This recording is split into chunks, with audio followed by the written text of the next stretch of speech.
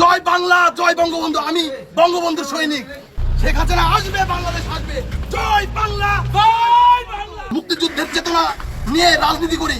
মুক্তিযুদ্ধে ৭১-এর আওয়ামী লীগ সরকার নেতৃত্ব দিয়ে এদেশকে স্বাধীন করেছে।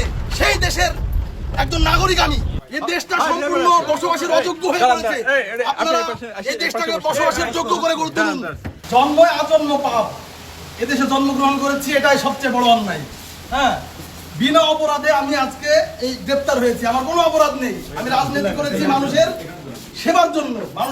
মানুষ শুধুমাত্র সাধারণ মানুষের সেবার জন্য রাজনীতি করেছি। আজকে আমাকে গ্রেপ্তার করা হয়েছে। আমি জয় বাংলার লোক, এটা আমার অপরাধ। এই অপরাধ যদি আমার অপরাধ হয়, এই অপরাধে আমি অপরাধী। তবে মনে রাখবেন আজকে যারা আমাকে অপরাধী বানিয়েছেন, কালকে কিন্তু আপনারাও অপরাধী হবেন, ভুলে যাবেন না। সামনের দিন এদেশের মানুষের মুক্তির জন্য শেখ হাসিনা এদেশে ফিরে আসবে এবং এদেশের মানুষের মুক্তি সে নিশ্চিত করবে ইনশাআল্লাহ। আমার কোনো মামলা নেই। আমাকে বিনা অপরাধে আটক করেছে।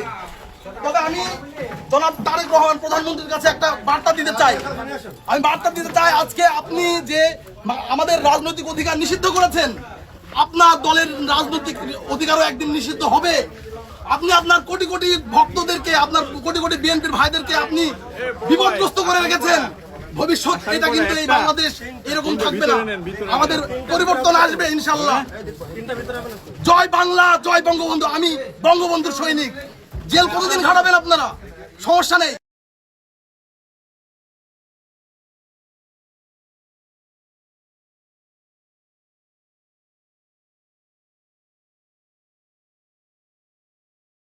তুলুন, মানবিক রাষ্ট্র গঠনে সকলে এগিয়ে আসুন।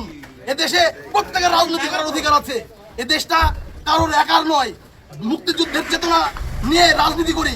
মুক্তিযুদ্ধে ৭১-এর আওয়ামী লীগ সরকার নেতৃত্ব দিয়ে এদেশকে স্বাধীন করেছে। সেই দেশের একজন নাগরিক আমি।